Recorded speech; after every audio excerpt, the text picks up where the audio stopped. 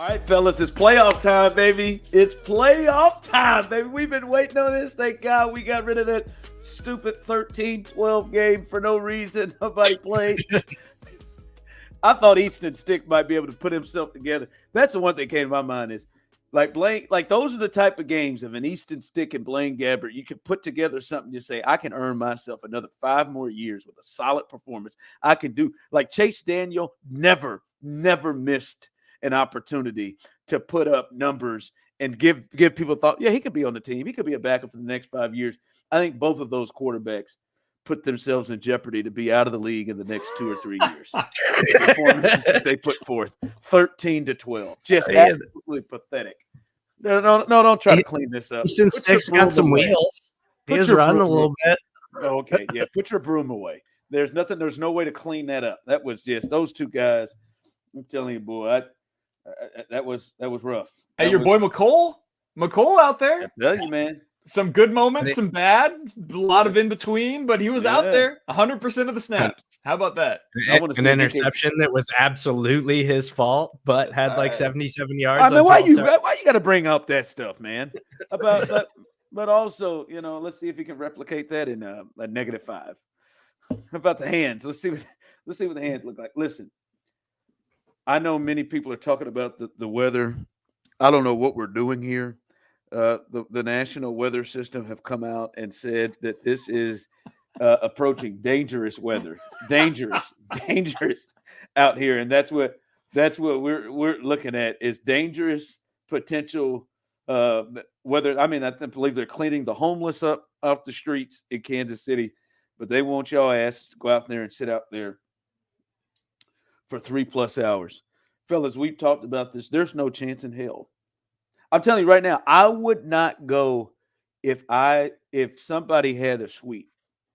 I would, honest to God, we all worked in Kansas City before at the radio station. Like I'd have to really think it through to even go to cover it. I may have lied and just not gone and covered it from the house. Because for me, the walk from where I park my car to the suite or the press box in -5, real feel in -12, I can't do it. I was offered tickets. My dad has season tickets. He can't find anybody to go with him. His wife certainly is not going with him. I said no. I said, Dad, you couldn't pay me to go to this game. Like you could offer me a few $100. I'm not going.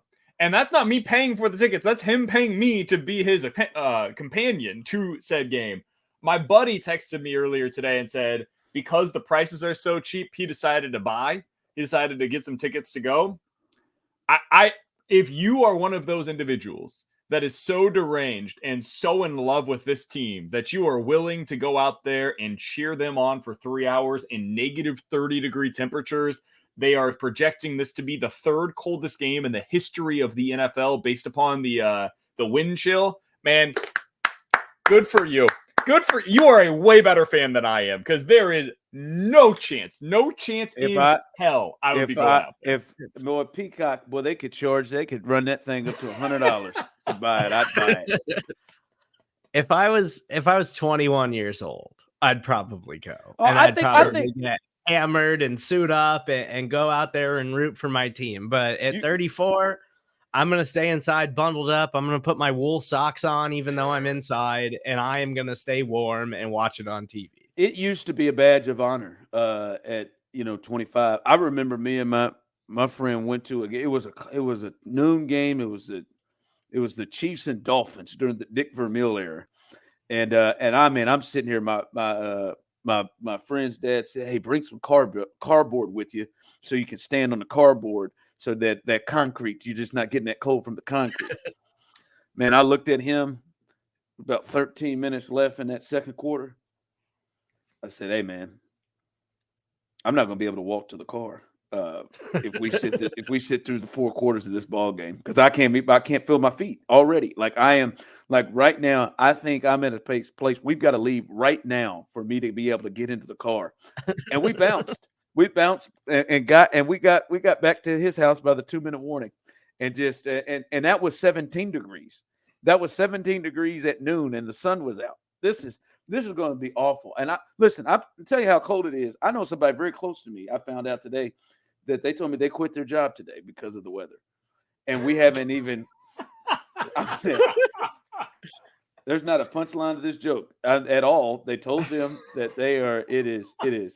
They have decided to move on from their place of employment because it was too cold to go out, and we hadn't even reached the cold days yet in Kansas City yet. So listen. Man, I went to Chiefs Chargers Monday Night Football when it was soaked. That was in September, though. That wasn't this kind of cold. I went to, whenever I was growing up, 98 Chiefs Seahawks, the rain game. I was there. I was up in the upper deck. We had front row of the upper deck seats, so the rain was just, I was there for that, too. I was 7 years old, just loving life.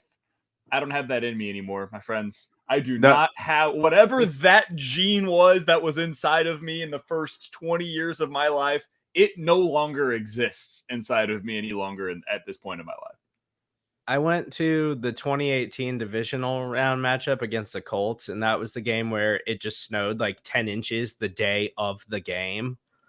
And that was the worst game I've ever been to. And I just had to get into the stadium because I went up to the press box or whatever. Seriously. But it was impossible to get in and out of the stadium. Everywhere you walked, like if you didn't have snow boots on, you were screwed because you were several inches deep in snow. And then by the end of the game, it was slushy and sloshy and gross. So you were just soaking wet and freezing. That was the worst game experience I've ever had. And this is a whole different kind of cold. Like this is that's not even close to it. Because that Hulk just going to be getting you all night. Like you can't get away from it. And that wind is coming through. But listen, I'm going to tell you what, I wouldn't be caught. I wouldn't be there. I would be at the house. No, in no form or fashion.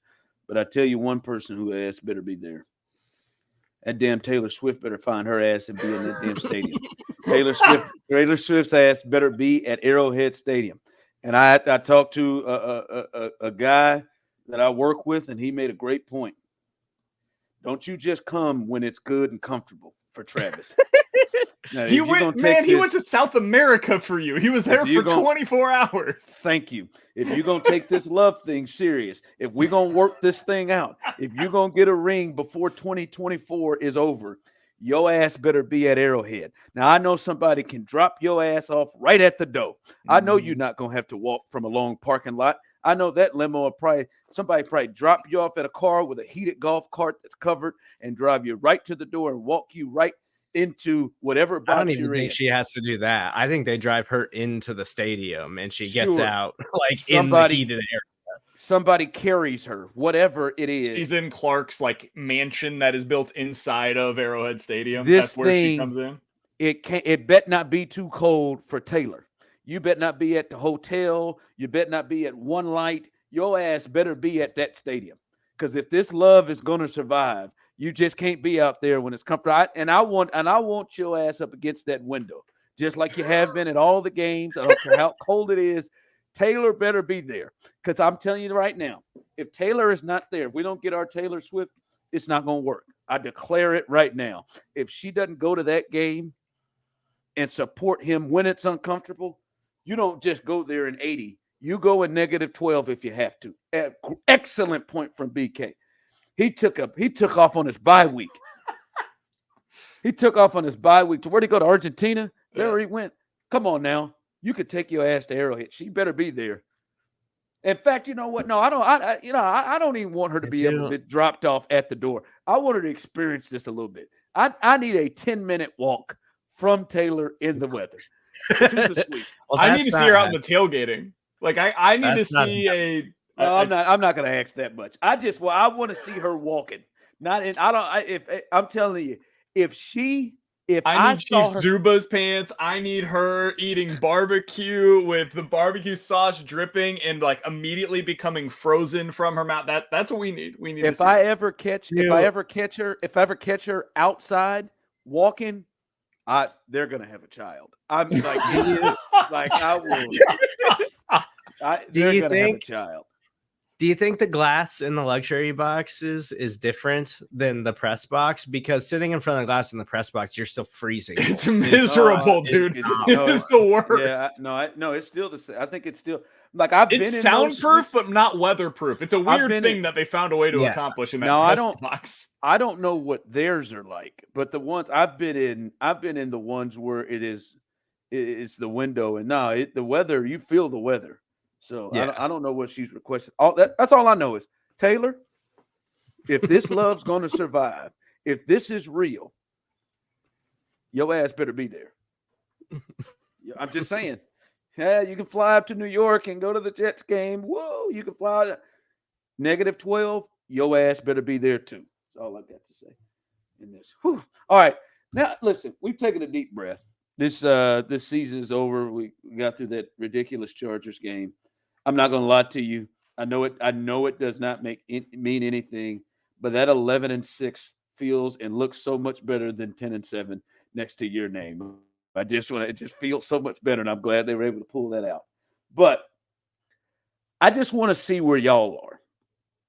Entering the playoffs, taking a deep breath, and maybe this is as calm as we can get BK before this thing starts, because there are some other times we can catch BK and he's ended the whole thing.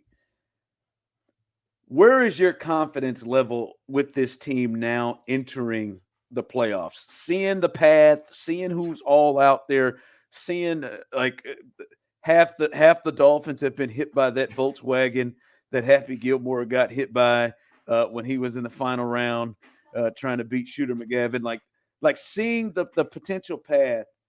Where is your confidence level 1 to 10? 10 being, extremely confident, 1 being 0. Where's your confidence level right now on this team entering the playoffs?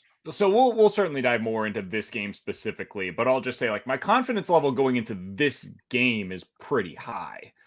It's like almost concerning how high it is, and we'll get into that a little bit more. But my confidence level going into the postseason is not very high right now. It's like a 5. And that's because, man, that ending to the Dolphins game could not have gone any worse for the Chiefs when it comes to their path to the Super Bowl.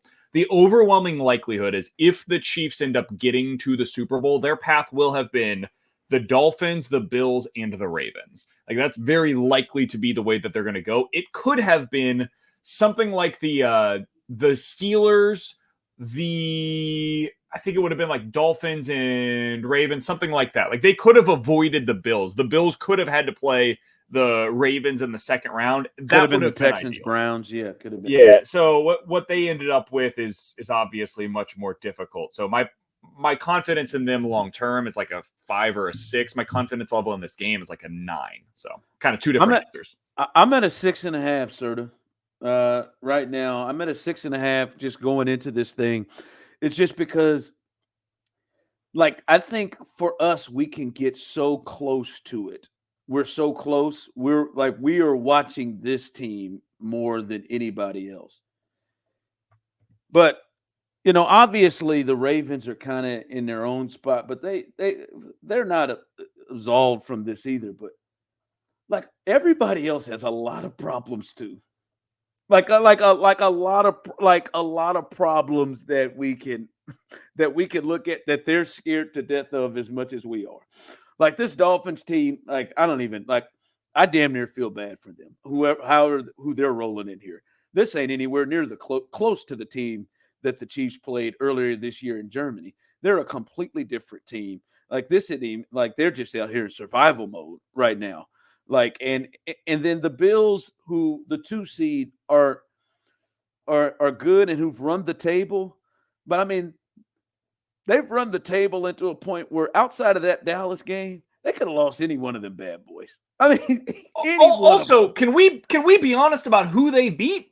Like they played mostly bad teams down the stretch, and it still took a lot for them to be able to overcome. Yes. Like they almost lost to the Chargers, almost lost to the Patriots, needed a wackadoodle penalty to beat the Chiefs at the end of that game. And then this past week, played a completely banged up Dolphins team that we think is going to lose to the Chiefs this weekend. And they in a game miracle.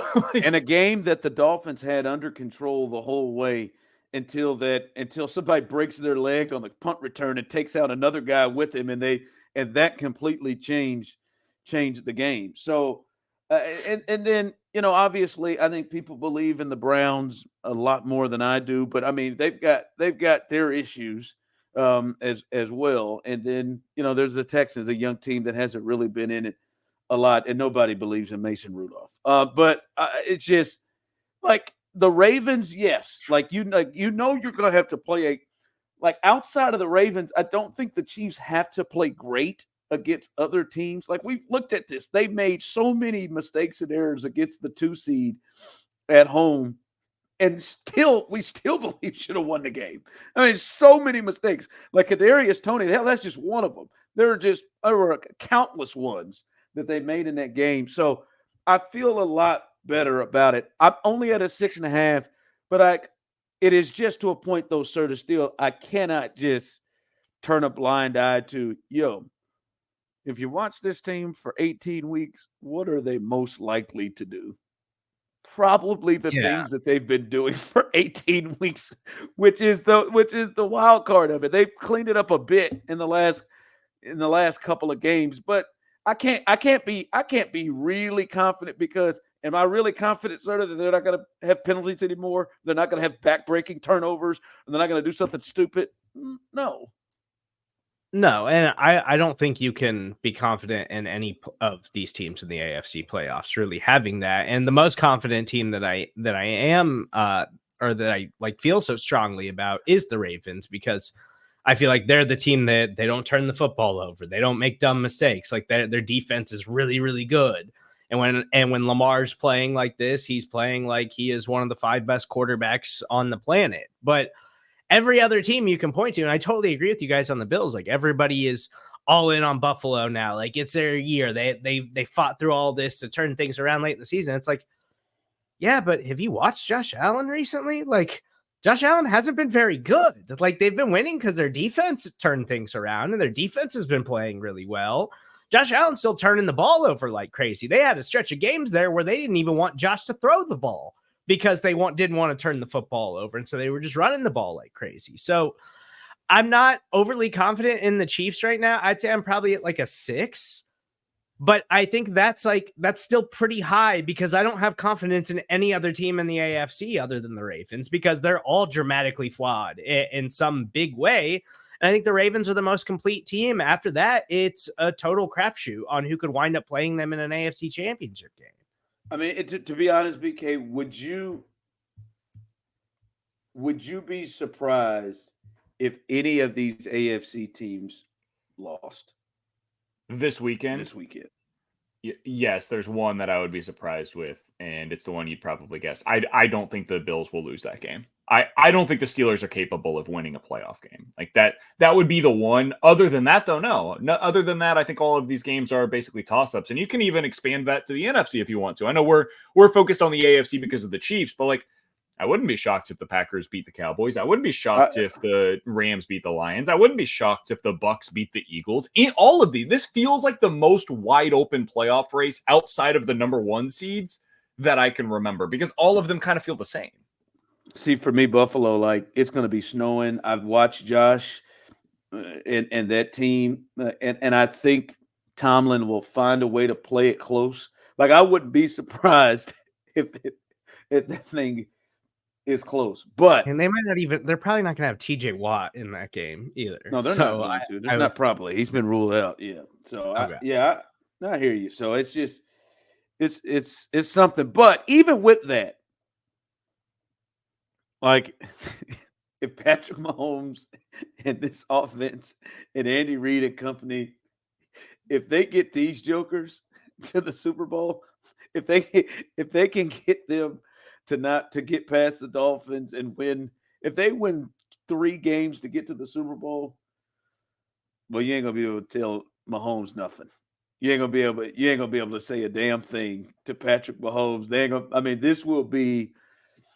This will be his LeBron James getting that Cavs team to the finals with Boobie Gibson as the second best player on it. Like this would take his entire legacy up a notch if they're able to pull this off. So we'll see. It would be his greatest accomplishment. This would be the single greatest accomplishment of Mahomes' career because, like, over Super Bowls. Are you? Sorry, I'm talking about if they go on a run. Like if they go on a run, if they get to a Super Bowl this year, it will be the best accomplishment of Mahomes' career thus far. Over the 2 Super Bowls, it would be more impressive. Yeah. Wow. Because this is the most flawed team he's played on by a country mile, and he's doing it while carrying those around him. If we're being honest about what the national belief is of the Chiefs from this era, you could easily look back on it. I don't, because I don't view it this way. You could look back on it and say, man, look at the talent they had on that offense. They had future Hall of Famer Tyreek Hill. They had future Hall of Famer Travis Kelce. And last year, he did it in a little bit of a different way. I think that was a really impressive run for Mahomes. But this year, he would be doing it with one of the weakest groups of skill players in the league. And he's doing it behind an offensive line that I think has wildly underachieved for most of the season. So this to me would be like what we saw Tom Brady do in 2018, where he prevented Mahomes from getting the first. And was it the hardest path to the Super Bowl outside of that? No, but they found a way to get it done. And in the end, I think that's one of the rings that really puts it over the top for Tom Brady. So I think this would be so far the best achievement for Mahomes if he's able to get them there, because it's just going to be such a difficult task. Well, in Serda, you feel like, to what BK is saying, if they go on a run, it is hard to see the point where they go on the run and he is not the catalyst. It's hard to see them go on a run and Isaiah Pacheco has been the best player. Because if they get to the Super Bowl, it'd be hard pressed to think it wasn't Pat. That wasn't. But I could see the path laid out in front of them where the defense just goes absolutely insane. I think their path is what the Bengals did a couple of years ago. Defense is actually the thing that carries you, and Mahomes has clutch moments. Because Burrow, when you look back at what he did in that run, he didn't have some crazy numbers that he was putting up from start to finish. In fact, they were really underwhelming. But when the moments mattered the most, he was the one that was making the plays. And I think it would require that of Mahomes. And then the defense just makes plays the way that they have all year long. Yeah, he almost got out-dueled by Derek Carr at home in that first playoff game. And then Ryan Tannehill went silly. And then he had the big moments in the second half against the Chiefs. Yeah. It would be a hell of a. I know most people would be like, this is the best thing. This is the best thing we've seen. Like him pulling that off. If he's got 225, couple touchdowns, no interceptions, great, fantastic performance from Patrick Mahomes. And you're right. If they did that to the Super Bowl, he would. He's the greatest. This may be how you get past Brady. This is the kind of team that allows for that, because you can't make a case that he's being carried by anybody. He would be the one that is willing them with his own right arm to victory week by week. I think what Serda said is you can make a case that the defense has carried him, but people won't make that case. Correct. Just like for Tom Brady, much of his career, you could make the case that the defense was actually the reason they were winning those rings. But guess what? We don't do that because the quarterback is the one that gets all of the credit. All right, it's a playoff edition of When the Chiefs Have the Ball and When the Dolphins Have the Ball. Let's start with the Chiefs. When they have the ball, look, fellas, I'm not even sure who the hell's going to be out on the field for the Dolphins when they play this game. I don't even they are so injured. I think Christian Wilkins will be out there. I don't know what linebackers are out there. I'm watching the game, and out of nowhere, somebody breaks a wrist. One of their linebackers last week, Xavier Howard, he's already been ruled out.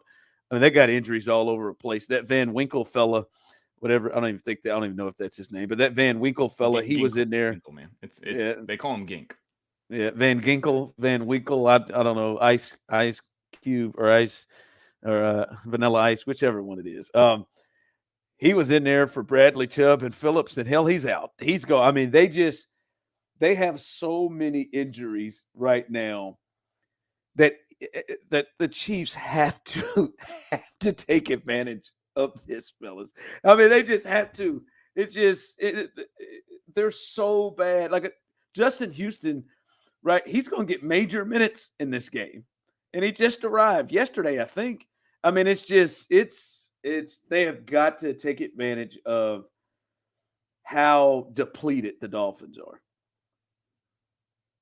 I can't remember a team this kind of banged up heading into a playoff game that had real aspirations. Like, you see this sometimes with teams that are just kind of on their last legs. It's like, Steelers got in this year, but they're super banged up. Now, the Dolphins, as of like 3 weeks ago, were considered one of the favorites to win the Super Bowl. And then all of their guys went down. Tyreek Hill gets hurt. Jalen Waddle gets hurt. Raheem Mostert gets hurt. All of their edge rushers have gone down. Their linebackers in general, like, they have Duke Riley, who's been a cast-off from seemingly every team in the NFL, starting at middle linebacker for them right now. Xavier Howard is now out. I don't know if Javon Holland is going to play in this game, and he's a really important player for them, dude. He's a really good safety. He has not participated in a single practice. He's listed as questionable. Like, they are in a really bad spot right now, especially on the defensive side of the ball. The Chiefs have to be able to take advantage of this, man. We have talked so much this year about their offensive tackles not living up to expectations, and it looks like it's going to be Donovan Smith going back out there this week because Wanye Morris is going to be out with the concussion protocol. Dude, if these guys can't hold up against Emmanuel Ogbah, Justin Houston, Melvin Ingram, and Bruce Irvin, all of whom I believe are members of the AARP, like, this is a bad state of affairs in that scenario. And the crazy part is, Serda, is like they actually defended the Chiefs really, really well in that first game they played. Like they made it difficult for them. If you look at it, they're like the Chiefs defense got a lot of praise in that game. They scored a touchdown in that game, and they held that vaunted Dolphins team that was kind of close to putting up 70 on somebody. But the Dolphins defense was just as good, if not better. They gave up less yards than the Chiefs did to the Dolphins. They got a turnover in the game as well. Now they didn't take it back. They sacked. They had sacks in that game, strip fumble in that game. They were really, really good. But hell, half them dudes ain't even going to be out there. It's when the Dolphins defense was healthy and they had their full arsenal of guys available. It was good. Like, it was a good unit this season in the NFL. And you could see, like, explosive offense, like pretty testy defense with a good defensive coordinator and good play caller in Vic Fangio. And they just don't have the personnel to do what Vic Fangio wants to do now. Like, they just lost too many bodies. And it's really crazy how many guys they have lost. But, like, just going back to their performance against the Chiefs in Germany, like, Vic Fangio's got a lot of experience against the Chiefs. Like, I think Vic Fangio knows how to slow the Chiefs offense and give them some problems just from his years with the Broncos. But I think he simply doesn't have the personnel to win the matchups that they need to win and to do the things that they need to do to Patrick Mahomes and to Travis Kelce and Rashee Rice and Isaiah Pacheco. Like, the Chiefs have to be able to score in this game. They have to be able to put up some points and not make mistakes, not create turnovers. Because, like, even like I know the Dolphins forced a couple turnovers last week against the Bills, but that's just because Josh Allen is going insane and just launching balls into the end zone for no reason. Like, as long as you don't make dumb mistakes, which we've seen this Chiefs team do over and over again, you should be able to win the matchup against this Dolphins defense because they just don't have the guys that can match up with you at this point. And Ron, to further illustrate kind of how, like, for people that aren't familiar with the Dolphins defense, because they are kind of nameless, faceless for a lot of fans, Javon Holland is one of their best players. He's a safety. He played 100% of the snaps the last time that these two teams met. He might not play in this one. Jerome Baker played 100% of the snaps at linebacker last time these two teams played. He is completely out. Xavier Howard, 100% of the snaps last time. He's a cornerback, one of the better ones in the NFL. He is out officially in this game. Jalen Phillips is out for the season. He played 85% of the snaps last time around. He was one of the better edge rushers in the NFL at the time that he got hurt. Bradley Chubb, we're all familiar with him from his times with Denver. 82% of the snaps last time around, out in this game. And then Andrew Van Ginkel, who was the man that replaced Chubb, he played 45% of the snaps last time around. He is out in this game as well. That is right there 6 of their top 12 players from the last time that these two teams met in snap count that are expected to be either out or on the doubtful side of questionable going into this game. So Yeah, dude, it is a rough state of affairs. Vic Fangio, if anybody could make it work, it's him. He's one of the best defensive minds in the NFL. But sometimes you get to a place where you just don't have the Jimmies and the Joes, and it doesn't matter what you got for the X's and O's.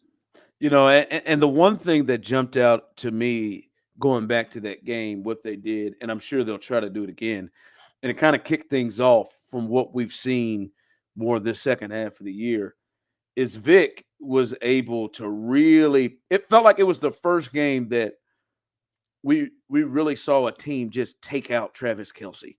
And then it almost seemed like it was the blueprint, and we saw teams doing it, and we just saw, all right, we're just going to take Travis Kelce away. I remember that game, like it was like they forced a screen to him, and that was like the first time it felt like he had touched the ball. I mean, I know he had under 20 yards in that game. He's in the teens in that game. And really, to be honest with you, there have been some games where it's been better.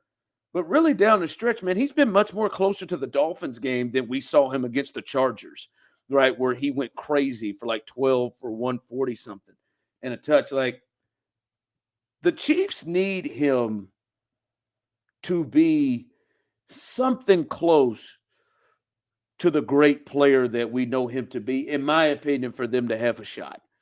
Like, if they're going to make a real run, Travis Kelce has to be close to the great player that we know him to be. Like, I'm not saying he's got to be the guy that when he was at his absolute prime, all right, but he's got to be at least a Pro Bowl level guy. And he hasn't been that. I mean, listen, you talked about it. You said Rashee Rice had taken over, and I don't think me and Serda agreed yet that he had taken over at being the top guy, but what you laid out is fair.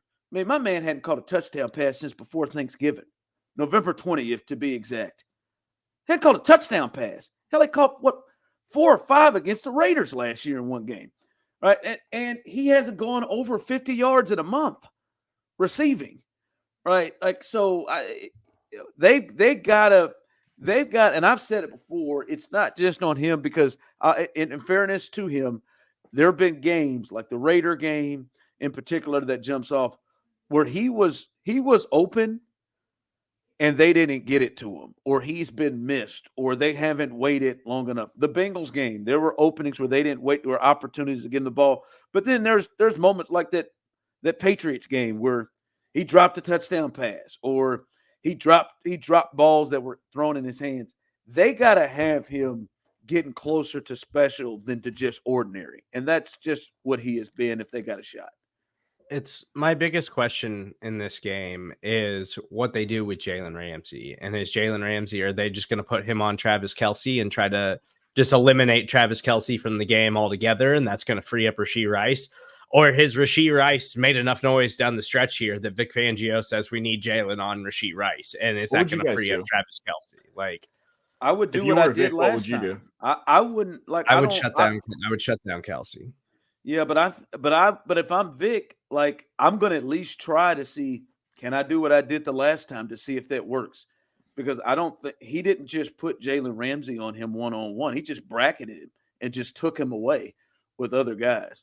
So that's what I think I would do. It's the classic thing that we used to see with Belichick, right? Where he would take away your number 2 option with his best corner, and then he would take away your number 1 option with numbers. So what I think they could do is probably put Ramsey on Rashee Rice, and then just have multiple guys responsible for Kelce on every single play and force somebody other than Rice or Kelce to beat them. And that's going to be a hard thing for the Chiefs to do because we've seen all year long, like Justin Watson, MVS, there's not a lot of guys that you really trust. And Kelce has had troubles in his career against Vic Fangio. He's a guy that just given him some issues. When you look back even to his time at Denver, he's held Kelce under 45 yards in 5 of his last 7 matchups against him. The Chiefs are 7-0 against Vic Fangio in those 7 games. They found other ways to win, but many of those games were when they had better secondary options than what they have currently. But when you get to the playoffs, this is Kelce time, man. You mentioned it, Ron. This is where he thrives. He's one of the best postseason producers, pass catchers in general, in the last decade in the NFL. You look at what he's done, man.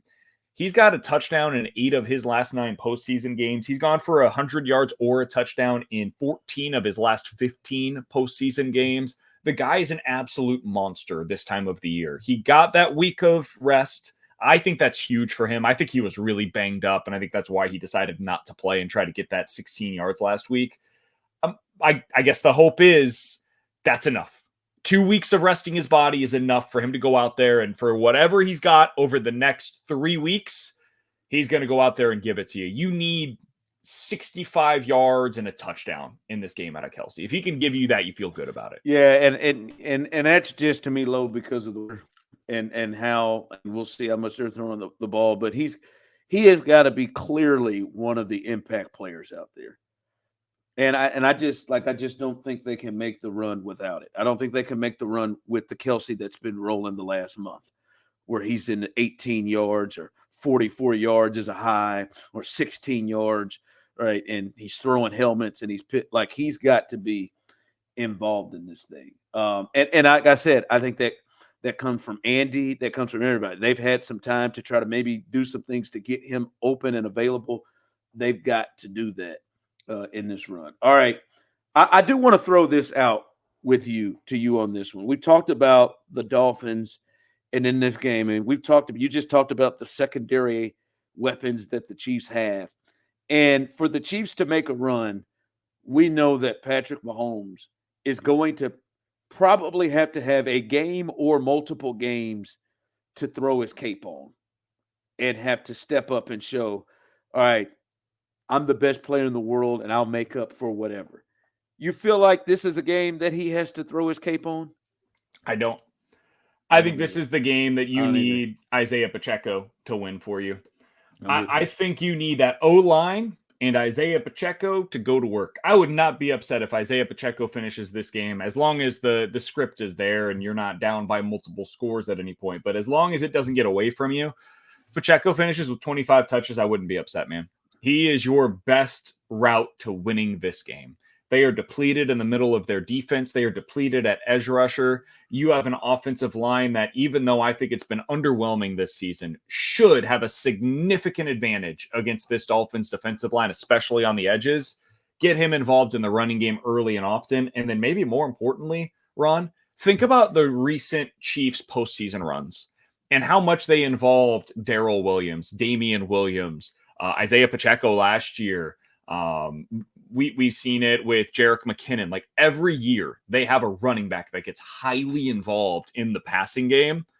I hope we see more of that with Isaiah Pacheco as well. Just get him involved, easy passes. You're not going to have to deal with any of the risk that's there with those. Those are the kinds of things that can win you this football game. You should be able to win by getting to 24, 27 points in this one. No, listen, I think this should look very similar to the Bengals game that they played 2 weeks ago.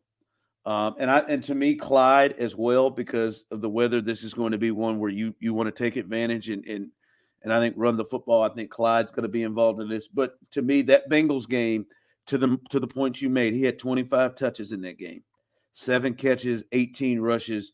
He had 130 something 30 yards on the ground and another 30 or 40 in the air.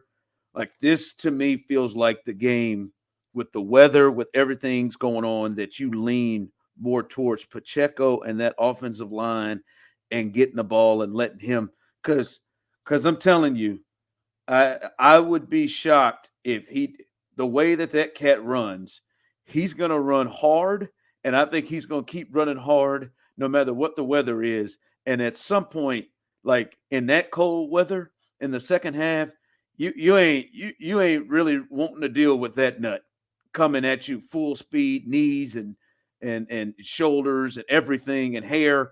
Like, so I think this has got to be more of a Pacheco one. This to me should be one that Patrick Mahomes, like he was against the Bengals, he just made simple plays that were there. Oh, and just how many times have we talked about this team this season where it's just like, if they just wouldn't turn the football over, if they wouldn't hurt themselves, they would win these football games. Like, I'm hoping that the Bengals game was the first time that they like committed to it. And that was like our first glimpse of the playoff plan. Like, we know we can't just sling it anymore. We know we can't go out there and drop 30 plus points every single week anymore, because we're going to create mistakes and we're going to put ourselves in bad situations. So we're committing to this, and barring, getting down significantly right out of the gate or something like that, I do think that's exactly what they should do. It should be a ton of Isaiah Pacheco. It should be a lot of Clyde in the mix. Like, just run the football, have Mahomes make plays when you need him to make plays, and don't turn the football over, and settle for 6 Harrison Butker field goals again if you have to. And Ron, I think some people will hear what Serda said and they'd be like, well, why didn't we see it earlier then? Why didn't they commit to Isaiah Pacheco earlier this season? And I think some of that might just be as simple as, I think that maybe they were planning to, and then he got hurt.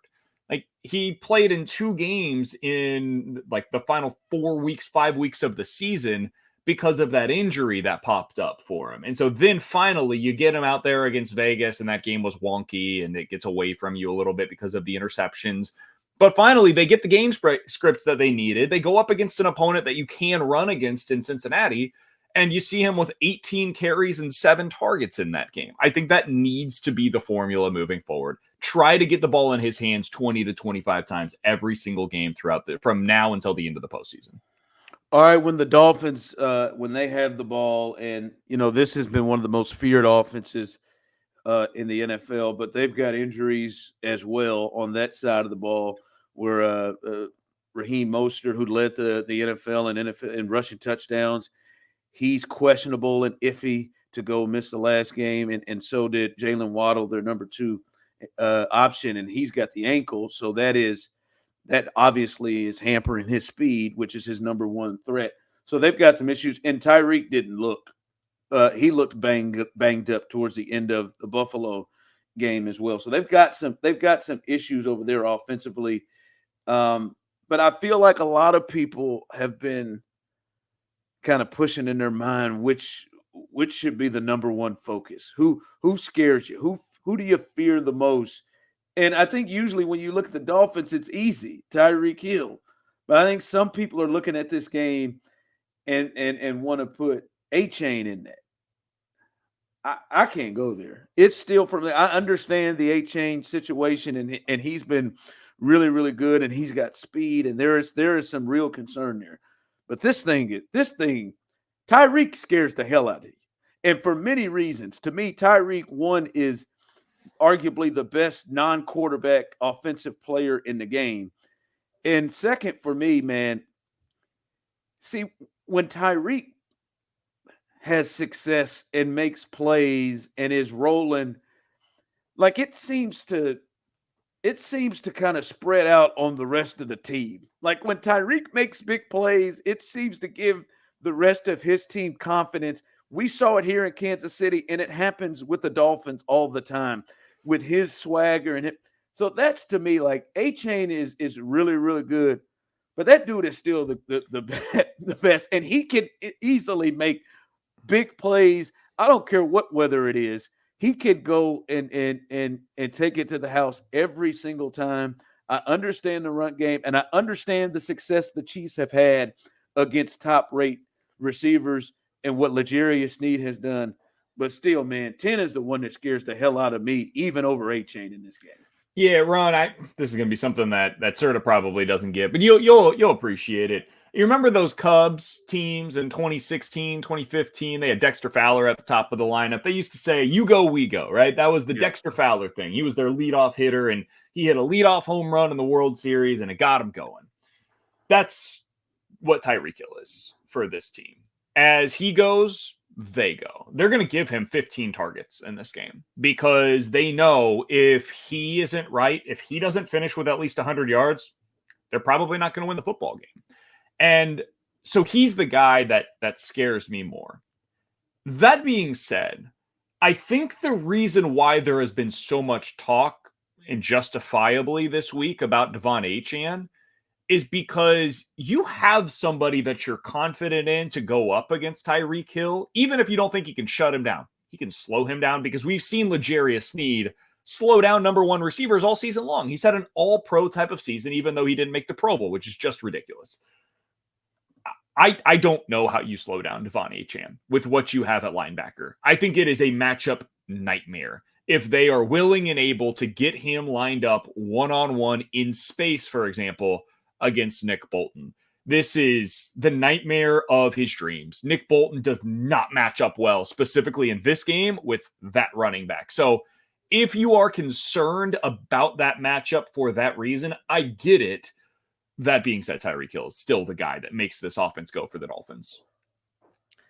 Yeah, I think that everything runs through Tyreek. Like, we saw Tyreek Hill not be in the offense earlier this season for the Dolphins, and the Dolphins couldn't move the ball without Tyreek Hill because he is the offense. But the reason I'm so scared about HN is because of what BK is talking about. Like, it's just a bad matchup, and they like to throw to him a lot too. Like, they like to use him in the receiving game. They like to get him outside, and he's just so explosive. Like, and he's dealing with a couple of injuries too, on top of Mostert, and Tyreek's dealing with a couple of injuries. Like, everybody's banged up on that side of the ball, but at the end of the day, I have the utmost confidence in the Chiefs secondary and their cornerbacks in L'Jarius Sneed, Trent McDuffie, and that group of guys, because of what they've accomplished and what they've done this season. So I think that they're going to do their jobs, and I think that they're going to do enough, especially in this cold weather game where I don't have a lot of confidence in Tua and just his ability to throw the football right now, because I just don't think that he's going to be great in this type of environment at Arrowhead on Saturday night. And so I think it's going to start with the running game. And that's where the Chiefs have gotten beat a little bit this year. And so they do scare me because those guys are both explosive, especially Achane, who is probably the healthier of the two running backs, considering Raheem Mostert's 31 years old. So it does scare me, but the offense is built around Tyreek Hill. Yeah, I just think for me, it's just, yes, there is very much concern if we see Achane and Nick Bolton somewhere in space by themselves. Like, that is a problem. Or even those, they had great success, especially in the first half against Buffalo last week with those pitches, and that he's pushing outside and beating everybody to the corner. I just think also the versatility of the players on this defense also comes into play. Like, I like Willie Gay better in space. I like Willie Gay and Drew Tranquill. That may be something that you may have to go to. Tranquill is going to be huge in this game. Yes, if they're gonna shut down or slow down Achane, they need Tranquill to have a big game. And Justin Reed, who they'll bring up there. Like, I think you can corral a lot more. Like, that dude Tyreek, man, he gets you in certain matchups. Like, yes, L'Jarius Sneed and this defense and this secondary has been amazing. I am not one to just think they're going to continue. Like, yeah, they'll continue. They're damn sure will continue. I hope they do, but they'll damn sure continue to just shut down. No, I can in my eyes see it potentially getting away, but I hope the weather brings it in, and they are able to get to Tua. And speaking of that, I think that's the other big part is this D-line, and we know who the D-line is led by. Mr. 10 pressures last week on, I believe, 25 snaps, and Chris Jones. But that D-line also can help take away Tyreek Hill and Achane in the passing game. And Chris Jones and company, they're going to have to, if the Chiefs as well, this is another part, if they're going to make a deep run, I think the D-line has to be a dominant force, and I think it starts in this game. We know Chris is about his money. We learned that in a big way last week. This is a big game for Chris Jones, man. It's a really big game for Chris Jones because that was as into a game as I have seen Chris this year for most of the season. And I know he was hunting sacks. I understand he wasn't in his gap. Like, he wasn't doing any of his assignments. He was just saying, I'm going to go get this sack as quick as I possibly can so I can get off the field. I don't blame him for that. I understand it. But if you can have that kind of impact on that game, I expect to see something similar this week, man. I expect him to go out there and dominate in this game against the Dolphins the way that he did last week against the Chargers in a meaningless game in which he decided himself, I'm going to go play 46 snaps. Ron, that was one of the top snap games of the season for Chris Jones. I hate that he played that many snaps a week ago. Absolutely hate it. He didn't need to. He needed the $1 million to make up for the fact that he decided not to go to camp. But whatever, it's done now. And so in order for him to make good on it, Go out there and play one of the games of your life this week. Because if you thought $1 million was big for Chris Jones, imagine the kind of money he can make for himself on his next contract when he is an unrestricted free agent this offseason. He earned that right. If he goes out there and dominates again in the postseason, this is where you actually make your money, Chris.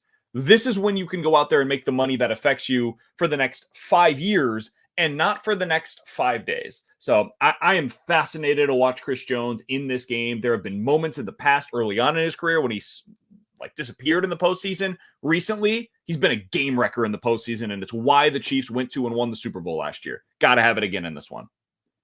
Doesn't he have another incentive that he can hit if they make a Super Bowl? Yeah, big time money. So, I mean, hopefully that's what he's got on his mind.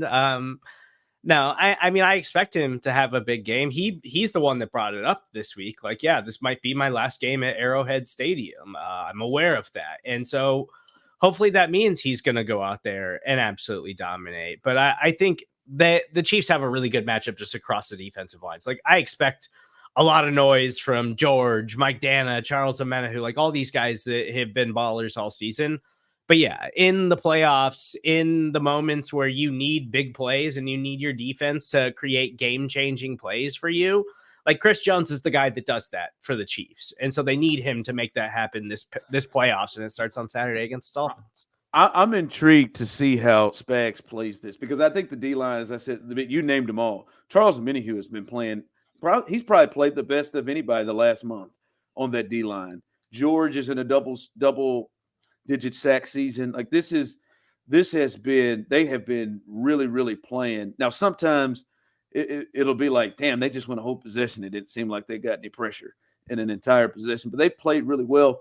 That first game, like, I mean, there was pressure coming from all over the place. You could tell Spags was confusing Tua repeatedly, especially with McDuffie. He was sending him a lot, sending stuff off the edge. I wonder what Spags' game plan in this one was, because they blitzed from the jump and they kept doing it over and over again. It felt like McDuffie wasn't even out in coverage that much. He was coming off of that edge so often. So I'm really intrigued to see how Spags plays this game in terms of getting pressure with blitz, or if he just goes and down. By the way, Ron, them having a banged up version of Jalen Waddle could play a big part in that, because now maybe you're a little less concerned about Waddle hurting you deep. And so you're more comfortable sending one of those corners or playing a little bit more creative on the back end where you've got less help over the top. Like, a lack of a secondary option, because they don't have a tight end that's going to hurt you. A lack of a secondary option in the pass catchers could be something that really helps Spags get even more creative in a game like this. All right, sir, to go ahead and grab that music of mine. The segment that is sweeping the nation, certified or imposter. All right, everybody's talking about this weather. The Chiefs obviously play in Kansas City, and the Miami Dolphins are in Miami, where I believe it's 80 degrees currently. It is supposed to be -5 at kickoff, and to be honest with you, that's been dropping by the day. -5 with a real feel of -12, and at some point in the game, -30 is what they're calling for. The National Weather Center said dangerously cold is how they described what Saturday night could be. This is the certified or imposter. The Chiefs have a major, major advantage with this weather in the game on Saturday. I'm going to go certified. I think it really matters. I think the Chiefs' playoff experience matters. I think their experience playing in this kind of weather in the postseason matters, which they have done several times over the last few years. And I know this is a different thing. This is the coldest game, one of the coldest games in NFL history. But I think that all plays into it. And for Tua, a physically limited quarterback playing in that kind of cold, being under duress, getting those kind of blitz looks from Steve Spagnuolo, and trying to be accurate with the football for a quarterback who is just not the strongest arm quarterback in the league, doesn't really just rip footballs into spots. Like, I think all of that is going to really affect their ability to throw the ball on Saturday. And I think that's all going to play into the Chiefs' favor. So I think it's certified. I think it is an advantage for them, even if they're going to downplay the head of the game. I'm going to step in here. I'm going to say imposter. I don't think it's a major advantage. I don't. Who the hell is ready for this? Who is used to this? Nobody's used to -5. Tua's not used to cold at all, though. Nobody's that's used to this. Nobody, but this is a level of cold that nobody's used to. Let me remember that time we talked to Chris Jones a while back, and he said, "I'm from Philadelphia, Mississippi, where the hell he's from." I had never used. I bet you right now, all of them would say, "Hey man, let's play this thing in Miami. Let's do it right now. We'll give away the fans. Let's play this thing in Miami right now." I think that nobody's used to this -12 at kickoff. Nobody is. Ain't nobody. Half these guys are probably from Texas or Georgia or Florida. Nobody in the world is used to this thing. I think there are some minor advantages that could loom bigger. I think Harrison Butker is probably more equipped to kick closer into something like this than is Pete Stoyanovich still their kicker with the Dolphins? I don't know who the kicker is for the Dolphins. I think it's Jason Saunders. Yeah, Jason Saunders. I think he's probably more equipped, so I think there is an advantage there. And I think there is an advantage where I think this is something that slows down speed. But that is, I don't think it's major, man. I just think everybody is going to be miserable. I understand that the Dolphins are like something like 0-11 since like 2017 in games under 40 degrees. And this is a different, but this, like, if this thing was like 17, I'd be like, oh yeah, the Chiefs didn't done. Nobody's done this. So I think it's certified, but I think it's because of the injuries. You know what really sucks, Ron? Being Javon Holland, having 2 bad knees and going out there -30 degrees. That sucks. You know what really sucks? Being Devon Achane and having toe and rib issues that you're dealing with right now. Being Tyreek Hill, dealing with an ankle issue that he's been nursing for the past month. Being Jalen Waddle and trying to play through a high ankle sprain in -30 degrees. If you go out there, it's 60, 65 degrees. Like, don't get me wrong, it ain't fun playing on a hobbled ankle, but we've all done it, right? Like, you've gone out there, played, maybe it's a game of pickup. Maybe it's a game of touch football with your buddies, whatever it is. And I'm not trying to compare us to pro athletes that are getting whatever injection is necessary prior to a game, but you know the difference between going out there and doing that when it's 70 degrees versus when it's damn cold outside. Now imagine it being dangerously cold outside. That's what they're about to try to do. And I just think that the Chiefs are better suited when it comes to the injury statuses that they're dealing with right now than the Dolphins to try to play in -30 degree wind chill temps. Like, I think that's a really big part of this game. So I think it's certified because of the injury factor, more so than it is like the way that either of these two teams play, the defensive side of the ball, like any of that stuff. I think it's just about guys being hurt. It's going to be harder to play through that in this kind of condition than it would be if it was your typical 60 degrees or in a dome or something like that. Yeah, I just don't think the Chiefs are. I don't think anybody's equipped to handle this better than anybody. I don't know who is equipped to do this, in my opinion. All right, let's hit the predictions. Chiefs host the Dolphins in this cold ass game. Serda, where you going on this? Who you got getting the W in this one? I'm still not confident enough in the Chiefs to pick them to score like 30 points or anything like that, but I got the Chiefs winning 24-17. I think they do run a lot, and I think the Chiefs defense is going to really slow down the Dolphins offense. So I still like the Chiefs to advance. I like the Chiefs to advance as well. I've got this being a pretty low-scoring game. I think they win 23-20. I think it ends up being a game that they kind of have the Dolphins at arm's length distance most of the game, and then the Dolphins score it late to make it feel a little closer, give you a little bit of a sweat as the game comes to a close. But 23-20, Chiefs advance, and then next week we'll talk about them having a really, really difficult matchup potentially. But I think they advance to the divisional round. Yeah, I do too. I think this is going to be one of those games where it feels like the Chiefs are in control the whole way, but it may be a one-score game. Like, to me, I look at it 20-13 is where I'm at. I think they'll get in the end zone a couple of times, a couple of field goals. I think 20-13, a game that looks close, but it feels like the Chiefs are in control the whole way. All right, hopefully we're back here talking about Did you guys sign up for Peacock? I don't have to. I've had Peacock for years. I have too. I'm actually a loyal Peacock subscriber. I am too. Loyal. They got me with the Fresh Prince reboot, and I never left. Well, I'm a WWE guy, so got to get all the pay-per-views. So I've been riding pretty strong as soon as they made that switch.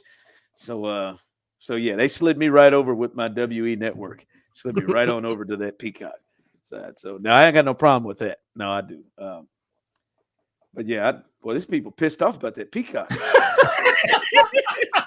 Yeah, thankfully it's still local here in Kansas City. I just want to know how they looked at that thing and said, "Hey, let's put Browns, Texans on regular TV."